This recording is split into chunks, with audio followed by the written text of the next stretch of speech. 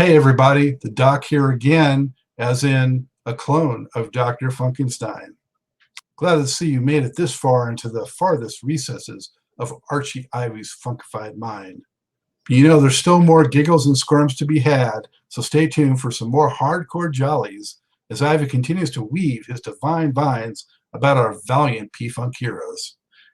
If you hear any noise, you know it's just us boys laying it all down on truth and rhythm.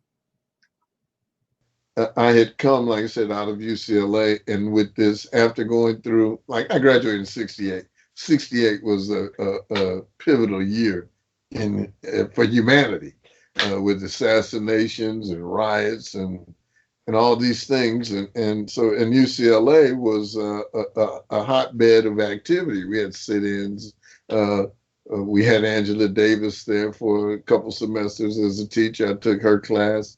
We had a guy named Donald Kalish, who was a philosophy guy, but he was radical. Were you there? Were you there before Lou Alcindor? I was there his last year. Okay. His last year was there. Before he became Kareem. You sound like John Wooden, because he had changed his name to Kareem the year I was there, but John Wooden wouldn't call him that. He still called him Lewis, right? Yeah. So I was there for him, and I was there for the Bill Walton era. And Steve Patterson that time. So but yeah, so yeah, I was there for some great basketball. But like I said, we had the murders on campus. We had this guy named well, first Carlos Castaneda was one of the professors, and he dealt with psychotropics. But I can't remember the name of this other professor he had, but he did marijuana. It was Andrew Weil. This is about the altered states of consciousness, was one of his first books. And he was doing this marijuana study on campus. And I remember I didn't get in because when you filled out the form, they ask you how frequently did you use, and I was using too frequently to be considered a subject in the thing. All my roommates and everybody I knew, they got into the thing, so they were getting free weed to use, and I wasn't. But point is I was really shaped as a radical, and then disillusioned by the failure to come together of the movement. And then I discovered this powerful thing called music, which was a vehicle to spread information and the consciousness. And even though a lot of songs were based on love is the element that is most important. But there were also, especially out of Philly International, consciousness records were being done. OJ's, I mean, just what Kenny Gamble was producing. All that great stuff, yeah. Yeah, it was great stuff. And so I would interview these people in this paper and found out that they weren't even conscious of what they were doing. they were like, not, I won't say clueless, but they weren't impressed in terms of understanding the role they were. They weren't all Gil Scott-Heron. Yeah, I talked to him. Yeah, as a matter of fact, who became his wife? What was her name? She was in a couple of classes of mine at UCLA. She married the one she was an actress, who I thought her cousins were prettier than, Brenda Sykes. Gil Scott was different, but more so than Gil Scott was Alan Douglas. I interviewed Alan Douglas, and Alan Douglas was real like connected mentally with the whole thing that I was seeing. The other one, in a weird way, was Sly. I'm glad you mentioned Sly, because before we part, I wanted to ask you a little bit about Sly. Yeah, okay. And then the third one that impressed me was George. Okay, I never got to talk to Jimmy. Only got to see him once. Never got to talk to him. But it was so these were people that were putting conscious thoughts and effort in. I mean, George was doing stuff like America Eats Its Young. I felt like Stevie had a little of that too. Well, Stevie did. Stevie had a lot of that, and I was just recently. I went through a reacquaint myself with the wonder of Stevie Wonder. I've been listening to his stuff a lot. He is a fantastic, I call it audio perfection. You know, it's not like he was doing anything that radically changed the course of music, but everything he does is sonically perfect. Okay. And it's just like, I mean, and he's such a brilliant writer. And yeah, by the time he got to Wonder Where I'm Coming From and Living in the City, Inner Visions, and all that, when he turned that corner there, the first one was Wonder Where I'm Coming From. And then all those albums after that went to a whole nother place, right? He's Stevie's special. You know, out of all the people, I never got to interview him. I've only interacted with him through projects that he and George had discussed doing that never really came about. But a couple of times it was at his office. But yeah, Stevie's important. So tell me more about Sly. Okay, well, I'm sworn to secrecy. I can't say no. Sly is an amazing guy. I won't say he's misunderstood because he's precocious, and he's one time he told me, he said, I didn't name me because his name is Sylvester, and most of the family around they call him Sil, but the public calls him Sly, and that's because that name seemed to stick. And so a lot of things he would do and what he got accused of doing was stuff that he actually did. But it was stuff that just because he said he did it, because I asked him once about like, man, there was rumors that you would have people switch, they would be over their house and you would have them like switch partners and stuff. And he said he just had this real funny grin, and he said, "I just wanted to see if they do it. I didn't make them do it. They did it, right?" But it was that kind of thing. He had a reputation for not showing up at shows, but most of those shows, people took advantage of the reputation, and they would book him just to get whatever advanced ticket sales they could have, and he would never even know about them. There were some shows that he went to and didn't show up, but not unlike, say, Miles Davis, where he would come out and he's not feeling the audience and play for 2 or 3 minutes and then walk back off the stage. There were things like that. Of course, there's always a connection with the cocaine use, but they want to focus on people like a Sly or a Miles or a George, and say that was the thing when everybody was doing it. I mean, we would go to meetings at Casablanca, and they would have. I remember the vice president. We were in one meeting, and he opens his drawer and pulls out a bare aspirin bottle and pours this big pile of cocaine on the desk. Right? I mean, that's what it was in those days. So, but Sly as a creative individual, he was one of my favorites, going all the way back to a whole new thing. I had heard about him as being a DJ. I actually had heard him on the radio by going up to San Francisco back in the 60s. But he just has this charisma that's magical. And he's very short with words, and he says stuff. And if you're not paying attention, first of all, you miss the point of what he's saying, but you can also misinterpret the point of what he's saying. And he doesn't worry about clearing it up with you. What else can I say about Sly? Me and him had a good situation, but because one time he was supposed to go out on the road, but he was delaying leaving for whatever activity he wanted to continue doing. And he tried to encourage me to join in. And I said, no, man, you got to get to the road. And when I didn't, he had a lot of respect for that with me. I remember one time something happened at his house in Bel Air, and this was before I really began to know him.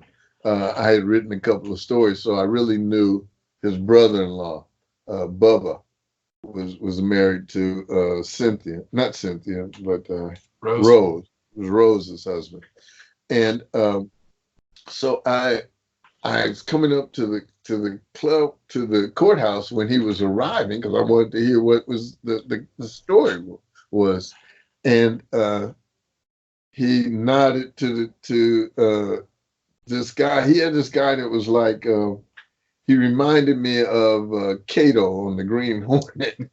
Bruce He Lee. was- yeah, it was like a Bruce Lee thing, and he stepped in like he was about ready to eliminate me, and Bubba ran in there. No, no, no, he's okay, he's okay, he's good. So that's the thing. I did one interview with Sly for the newspaper, and it was right around the time of Fresh. And I remember playing that over and over again. If you want that album, right? As I was approaching his house in Bel Air. Love that This record. house that he eventually blew up in the bathroom, like freebasing that. But that's public record. I'm not sharing anything that's not known. But when I went in there to do this interview, I arrived there a little like 15 minutes ahead of time. They invited me in and sit me in the room with a pool table, right? And said, Sly, I'll be with you in a minute. And I was there for, I think, about 4 hours, and nobody came and dealt with me. Wow. But it was music piped into there, and it was thank you for letting me be myself. Not the one that the original one, but not the one that was on Riot, but he had a tape, and I might be exaggerating. To me, it seemed like 4 hours of versions of thank you. Okay. And that was quite an interesting thing. We did a brief interview, and I never could formulate it into an article.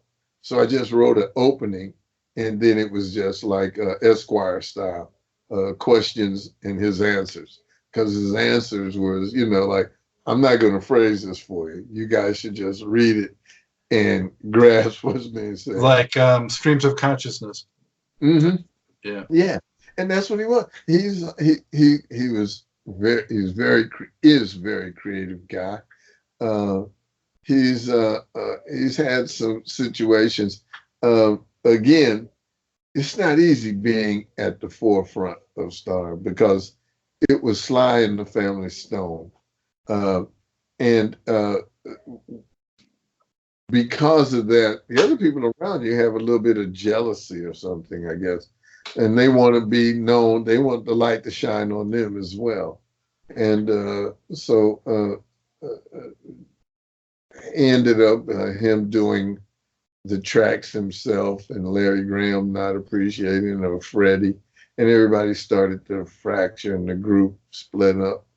And then everybody came back together with the exception of Larry.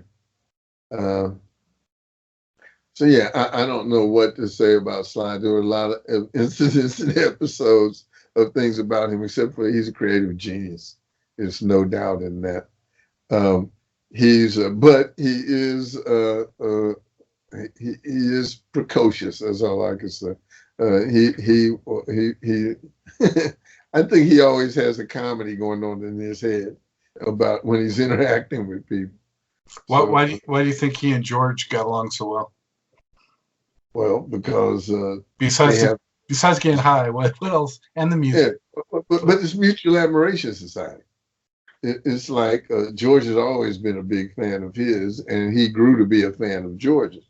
There was George tells a story of going to Madison Square Garden to try to get in to see Sly, and even though they had the same manager at the time, David Caperlet, George was with him for a brief moment because he was supposed to actually, he thought he was going to get a deal with Stoneflower Records, Sly's label at the time. And but he couldn't get in. Sly wouldn't approve him to get in. And years later, when Sly came to start, George was on a mission to bring him out of hiding and to get his confidence back of being on the stage. And one of the things, while he was staying up at George's farm, we were watching Woodstock, and Sly walks by, and then he walks by, the opening in the room where the TV room was, and he walks by in the hallway, and then he backs up and looks at it, and he just does like this, and then kept going. And so we asked him, and he said, "No, man, I've never watched that. That was like goosebumps." Okay, so we finally got him to sit down and watch it. But the impact of all of that energy, 500,000 people, that's a million eyes centered on you.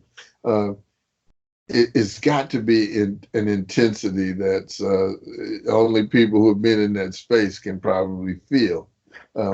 I know I can feel when the person's in the car next to me looking at me, and all of a sudden you turn around, you see they're staring at you. Well, It's something innate. Huh? Not too different than the LA Coliseum and the Funk Fest. Yeah. But yeah, about 5 times as many people though.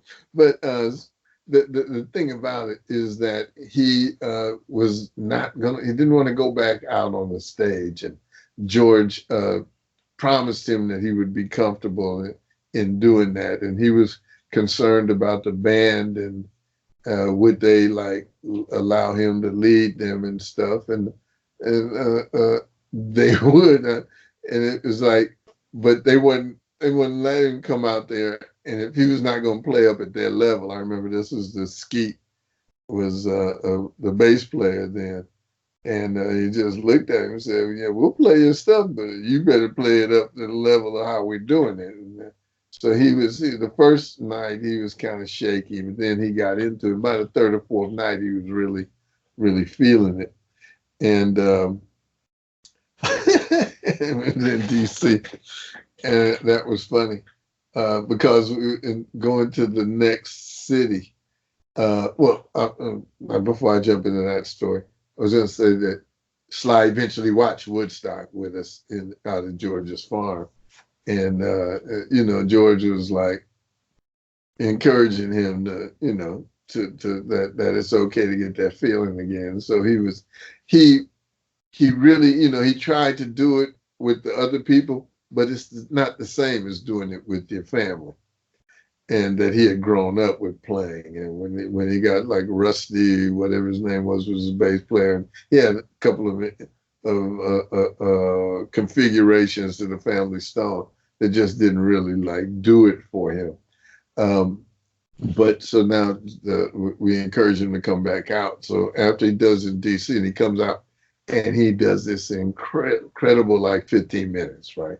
The whole place was lit up. Everybody saying the band was playing the stuff, impeccably as P-Funk does. And so the next morning, we're all at the airport going on a plane. And this paraplegic young lady was in a wheelchair, right? And this, I'm going to have to use language here that I really don't use anymore. But so she comes up and she's like, struggling to talk. And she says, "Sly Stone, I was at the show last night and you were great." And Sly, he always keeps this distance apart from people, but he let his guard down. He just lost it, and he leaned in. He had this big grin, and he's got a wonderful smile. You can't help it. Like, he smiled and leaned in to give her a hug, right? And the girl says, "About time you got your shit together." And then he immediately jumps back into character. And he says, "Screw you, you wheel-knee bitch." And, you can imagine there was a bunch of us, and we went in every direction because, nobody wanted to laugh at that. But it was a funny scene. But so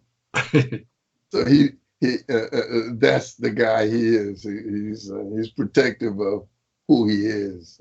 Yeah. Wow. Great story. I want to ask you two more questions, and I'm going to release you. Um, one, Archie, is there have been some sort of tabloid-esque things done on the funk mob in recent times, and I wanted to know if you were willing to voice an opinion on that or not, related to you're talking about things with money and stuff like that before. Have you seen any of those things? And do you want to comment how much truth there is to any of that? Yeah, I saw drugs. There's been there was never anything that George did unscrupulously in terms of keeping money from people. I know that there are those that claim that George never paid them properly for their royalties.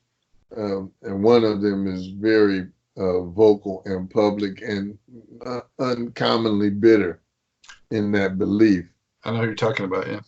Yeah, and it's really strange because George actually tracked down the guy who was stealing their money. So in the course of, we uncovered his name in the course of the royalties and through our discovery things at BMI and different royalty places, and found that Bernie's account had, I mentioned the name, found that the account had been switched to this guy. And George brought that name forth. And there was never any appreciation, nor did it change the animosity that's there. And I think that's unfortunate. I think the real root was not any of those kind of mishandlings of funds, as much as the fact that his notoriety and appreciation never reached the same as George's. And except amongst those who know. I mean, people that know how great he is, but to the general public, his name is not, doesn't have that same ring to it. And unfortunately, in his having passed, it hasn't, it would only, he won't be able to get the joy and the feeling of the love that people have for the music that he created. A lot of that stuff, and I have to, but the source of it is from the same place that George is dealing with even in court today. The person who had, in my opinion, swindled George's publishing from him, and since I use that term, I can't identify him by name, but anybody who do the digging, they'll know who he is. He even admitted that the papers that he used in court, he cut and paste them to convey a transfer that was never George's intent. And I have a clip of that I created a YouTube picture and put it on YouTube, a YouTube channel, and put it up there. I'm not into posting and social media and stuff, but that is up there. But the point is, he would tell people that he gave George their money, and he was not giving George any money. And so people would come and have an attitude with George, thinking that he had been receiving money that was due them. And this was just a tactic he would use. He would tell them that he's giving George all of their money, but I'll take care of this need. I'll give you $5,000 now that'll keep you from losing your house, or I'll help you get this car. Or he would do stuff that would appease the immediate need. Now, in his defense, he's an old school publisher, and that's how they used to operate in the day. Are you talking about the person that goes back to Westbound, or is this later? Yes. Okay. We're in the middle of a court case, and the court case is based upon slander and defamation on things that were said in George's book. And that's why I'm speaking so cryptically about it, because I don't want to say anything that's going to jeopardize that. But in our opinion, there's nothing that that book says in George's biography that is not accurate, or at least not what we don't believe to be true, which is one of the thresholds. At the time you make a statement, it can be erroneous and it can be damaging, but it's not really slanderous unless you know it to be false. There's some malice in there. You're right. There's malice in there, and that's not present. It's just a recounting of events from a perspective. But this guy, he comes from the old school of publishers. Marv Levy at Chess Records, and old publishers that was the thing. They bought songs made money.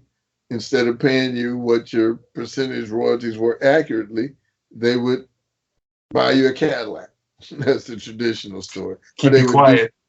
Keep you quiet and let you leave there with a smile, and then they kept still keeping your money. So those are, I don't know what other tabloid things you might be referring to. There was drugs, no question. There was drug use. To the extent that it was harmful or detrimental or even expensive to the point of having a real economic impact. Because yes, there was a lot of money spent on it, but George never bought Cadillacs or gold chains or a bunch of fancy suits. All this clothing and stuff that he's wearing now, this is after he's been clean. But he's never been one for a lavish lifestyle. Like I said, that he understands the good life, but he can ride in an Uber just as easily as he can call for a limo. You know what I'm saying? His extravagance seemed to be fishing trips. That's about it. Yeah, okay. He is going to do this. As a matter of fact, almost the entire band, between him and a lot of Miss Velvet and Blue Wolf group that's been touring with us, a lot of their members, he chartered this big fishing boat, and they're off the shores of Hawaii on a major fishing trip today. But it's not just him. He takes other people with him for the most part. I just went fishing with him a couple weeks ago. I went in 82 or 3. I went out on a boat trip with Bootsy and his manager at that time, George Cachadorian. Dorian, yeah, Catch, yeah. Yeah. We didn't do any fishing. We just hung out. But yeah, it was a boat ride. Yeah.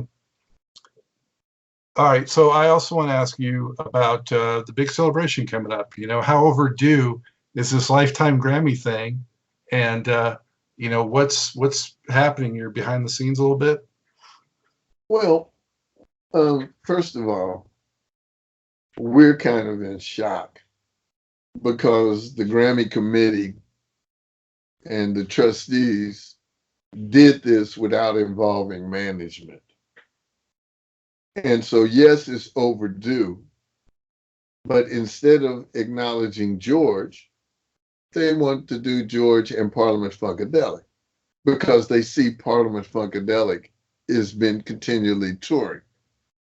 Now, in their research, they found that it had been a number of people involved, and instead of contacting management, or instead of digging a little deeper as to who has put the time in to make it a lifetime achievement, they just used the list of names that was in the Rock and Roll Hall of Fame.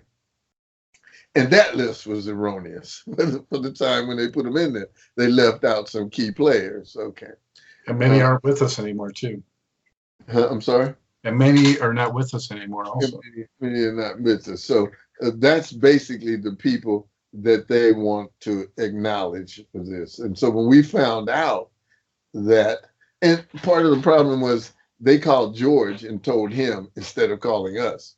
because they contacted George and told him, and he focused on he was winning it. And it wasn't until we saw the press release that we realized it was for the group. And so then we called him and asked him, well, who are you doing this for? And there's guys like Benny Cowan and Greg Thomas, Blackbird McKnight, Lodge Curry, Frank Waddy, Mudbone.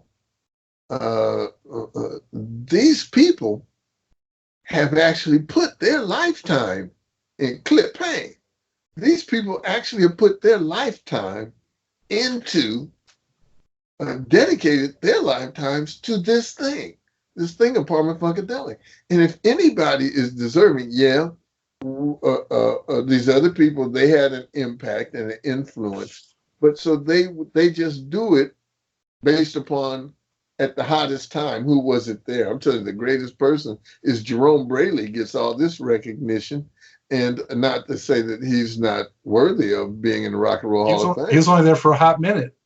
But he was only there for a hot minute, and the main reason why he gets all the love is because when George, we were in New York, and George heard David Bowie's Fame come on the radio, right? And we were headed to the studio, and George was listening to it. He was grooving. He told Jerome, he said, man, listen to this drum pattern. That's what we're going to record tonight. So Jerome memorized what the drum was doing. Of course, they did the accents and put the ones in it. And that became the drum feel for Tear the Roof Off, Give Up the Funk.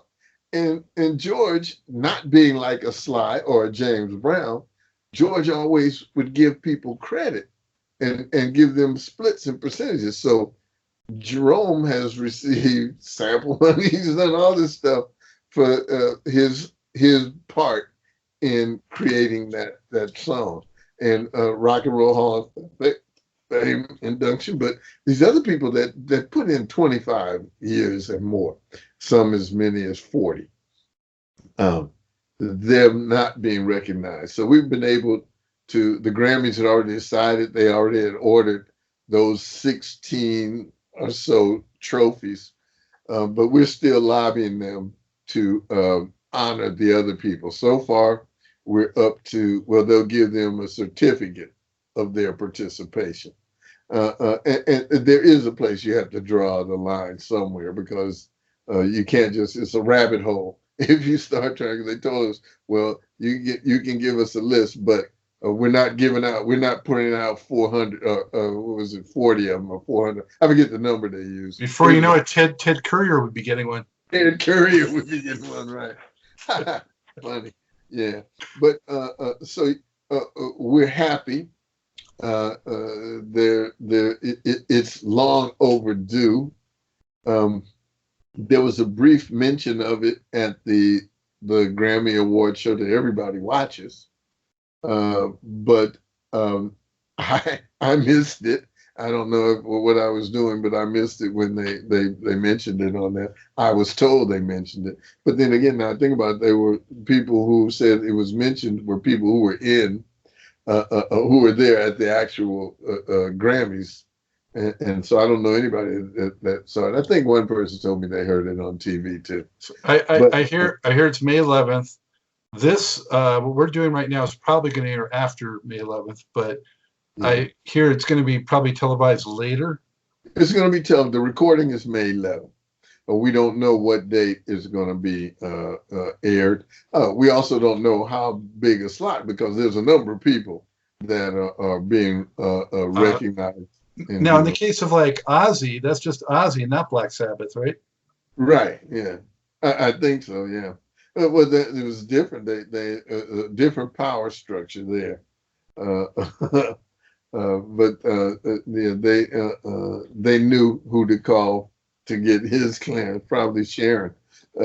But with ours, it's always a question. I remember people found out about it, and they started, even Tom Vickers, he told them, he submitted a list to them telling them who he thought the people should be that they awarded. So it just came, so they started getting phone calls from people, and it was a nightmare. And when they told us, we told them, like, you guys have just opened a can of worms. And it's not because of any lack of appreciation for anybody, because I think George is intending in his acceptance to acknowledge all the people, mostly those that are not here anymore, that they don't even get a chance to know how appreciative the world is for what they've done. The past 8 years, ever since Gary, it's been brutal, man. Yeah. Belita, Jessica, Boogie, I mean, Bernie, can't talk about it, right? And what's his name? Razor.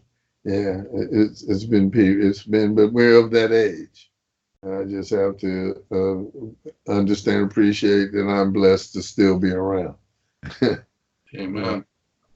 So I have this here, which I'll hold up, which was the latest. Of course, this is the import version, but George is supposedly he's going to stop doing these shows. He's been going on longer than I expected once he said he was stopping, but not going to complain about that.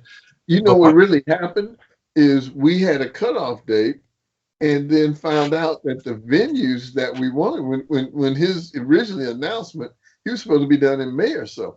Well, that's the start of the season for most of the theaters, and especially the amphitheaters, which we're trying to book quite a few of those. So we had to alter that schedule, and then we couldn't fit Europe in, so we might even have a later thing if we're able to get them in at all.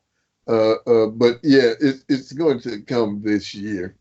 It's and hopefully we've only started a couple places have actually are asking us, can we come back again to repeat it? So that's why we're not billing it as his last performance, but as his as the final tour. So the tour might be extended, and see how long he can go and keep that ideal in place.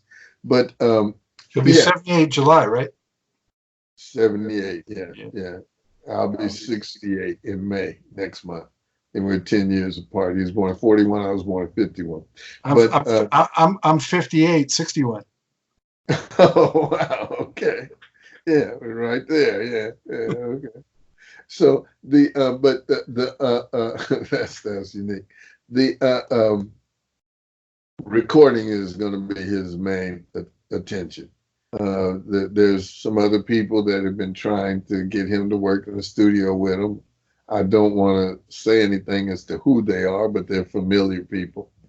And then he's trying to get the projects off of the new generation, the sons and daughters of the P-Funk, and you know, it's really amazing that the core people, the ones I named before, Lodge and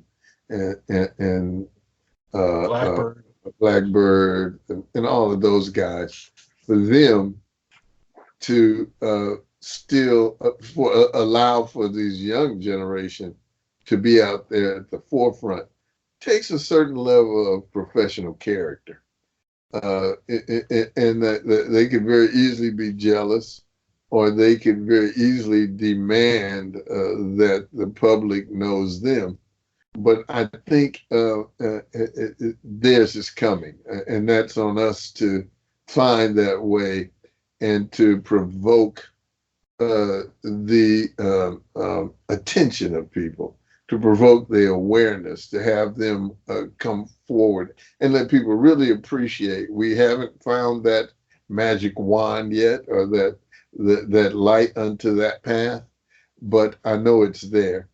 And it probably won't be noticeable until George actually leaves the stage and they find out, well, wait a minute, the experience hasn't missed a beat. Because, and what George will be the first to tell you, when they start doing interviews with him, what he said, like, I'm retiring, but the band's playing on, because the real star of this whole thing is the music. It's not personality driven, but is driven by the energy and the creativity that's in those musical creations, and the love and the talent of those people that play it day in and day out, night after night. Somebody's going to have to step up, though, whether it's, I don't know, Garrett or somebody's going to have to step up a little bit more when that void's there. Yeah, well, people are going to have to, and George says it should be a reality show. It's like, who's going to lead the funk, right? Which is insane and brilliant at the same time. Right? It's an insane notion and a brilliant notion at the same time. But Trafiel thinks it's his birthright. Trafiel is George's grandson. That is Tracy, George's son's son. He feels that it should be given to him. He's the heir apparent. I personally think that Clip would do the best job as being the MC, but he's always been in the shadows. I don't know if he'd want to step forward or if he'd want to step forward as the head of somebody else's thing, because he does his own projects, and his own projects are great. 420 FM, 420 Funk Mob, drugs. Yeah, he does some great studio work and great shows. Okay, so I can understand that if he chooses to not want to go in that direction. But I think it's a disservice to themselves if they don't hang together, because if they hang together, then the marketplace, they can still have jobs. I think if they split up, their ability to work is not going to be quite the same as them being a unit out there. It's going to be interesting. Yeah. It is. It's funny. I had, was it Lige? Yeah, I think it was Lige I had on like a week before George announced that he was going to be stepping down. And Really? I asked him, I had Danny on too, longer before that. But I asked them both, when George hangs it up, did they think it would continue? And they were not sure. They didn't know. Yeah. And I know they probably thinking that they don't know what the plan is. They're looking for a plan. And my plan, if I'm allowed to be a part of it, my suggestion is that they do stay together. It'll be a step down. They'll have to prove themselves in the marketplace. But I have no doubt that fans of the music will show up. So they might have to step down and do the smaller club circuits, Tipitinas and that routine where they're getting 800 to 1,000 people a night. But I think if you go into those clubs, they'll be able to prove their ability to draw, and then it'll grow again. So I do believe that, because it'd be unfortunate for George to retire and then these people find themselves without work and income. There was a while ago when there was some grumblings. We were in Europe, and there was grumblings about, they were complaining about this and complaining about that. And Benny Cowan was sitting across from me on the bus, and they were just like letting me have it about all the things that was wrong with P-Funk. And Benny leans over to me and he says, "Hey, Arch, don't pay no attention to these guys. We work more than any musicians we know." He says, "We're not going nowhere."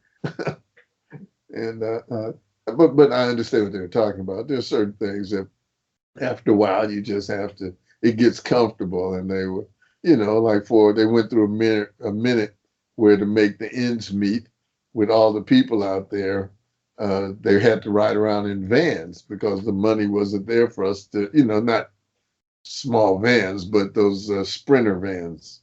They were riding those, and it was a bit uncomfortable to where, we said, hey, we can't put these people through that. We have to go back to getting touring buses, and it cost a little more, but it's better in the long run for everybody. So. Well, I especially love when they go back and retool and dig back into that incredible catalog. The catalog is so deep and rich. You can go back and grab a gem, a great forgotten one from here, from there. And so when George steps down, I think they really ought to explore that too and bring some fresh tracks, they'll be fresh because we haven't heard a lot of them in a while on stage, you know? Right there, you and I are on the exact same page. And I think that is where the thing that's going to be for the real fans. And they come and they hear songs that they know about and that they love, but they never get to hear them on stage. And that was, I mean, it could grow then into something completely new and fresh, to where people will do like they do Fish. They'll be texting other people about, hey man, this is what they played tonight and stuff. Or the Dead, yeah. Of the Dead, yeah, exactly. And that's the zone that I think they're capable of reaching. Definitely the musicianship is there. You know, you brought up Danny. Danny is a very interesting story. I guess you talked to him, you know his story. But he has, he's really story. A student and an incredible musician, and has a real appreciation for the music and the style and what he's doing. Danny's no joke. Okay, he's definitely, and George uses him a lot on the new recordings that he's doing now. Yeah. Well, I tell you, Archie, so appreciate all this time. I could talk to you forever, man, and I hope that we will continue the conversation in the not too distant future. But I think we need to wrap this one up. Yeah, I didn't realize it's already we've been doing this 2.5 hours. Yeah, flies, man, flies. Yeah. You know, you mentioned. I'm sorry, I can just go on and on and on, but I can go on and on and on because I love this thing. Well, you mentioned during the conversation, I think at some point you mentioned about like a religious experience. And for me, for my life, funk, and especially the P-Funk, have been religion. So, you know, on behalf of so many people that share my love and enthusiasm for it, thank you for the role that you've played all these years in helping bring it to the people. Yeah, all thanks and praises due to a higher force that allowed me to be in that position at that time. I didn't bring anything, well, other than whatever uniqueness that my being has. I don't think it's anything special, but it was an honor and a blessing, especially because so many people have been touched by this thing. I can tell another quick story, man. I'm sorry, I can go on forever, so I'll keep it short. But when we were doing the touring of the Mothership, the NASA found that as an opportunity to help promote the space program. So they sent out a PR guy from, now we think this was, we don't know if it was like the NSA watching us, people could go conspiratorial. And so they took us to places like, we went to NORAD, right? Which was the mountain, like in the movie, Close Encounters. War Games. War Games. War Games, where the thing is, it's supposed the big thing is in Colorado. We went in there and we went to visit all these facilities. But we were at one stop, and there was this astronaut, and I don't know his name. I didn't get to do it, and it was this black guy, right? It was an astronaut. I wonder if it was the guy who blew up. But that's an aside. But there was this group of people around him, and he looked and saw George coming into the building, and he disengaged, just walked away from these people and came up to George and started telling him what he had meant to his life and how he had changed his life and what his music has changed. And there's so many of those encounters. That is the thing that you can't take away from me. I might not have money. I might not have anything else of those or even the gold records on the wall. But I've had that experience of knowing that in my time, I've actually had a part of something that has affected the lives of many others. And everybody can't say that. That's truly a blessing. So as thankful as you and those that you represent, I'm as equally, if not more, thankful for all of those, all of you. Well said. Well said.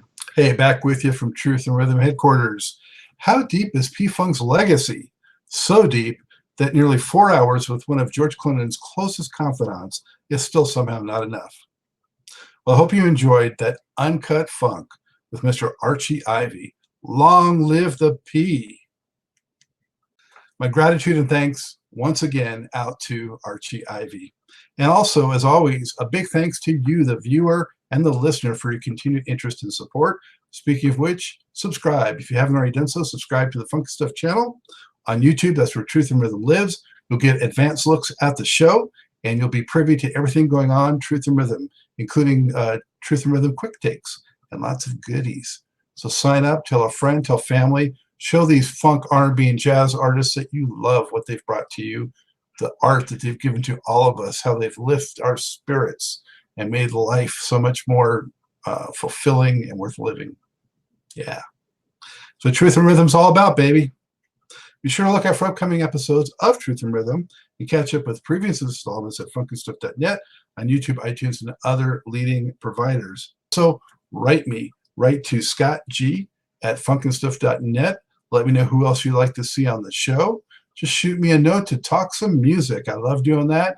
I promise you will hear back from me. Let's get that dialogue flowing. Keep it going. This is your show. So engage and interact. I want to hear from you. And with that, as always, this is Scott Dr. Jigs Goldfine saying, keep on vibrating to the rhythm of the one.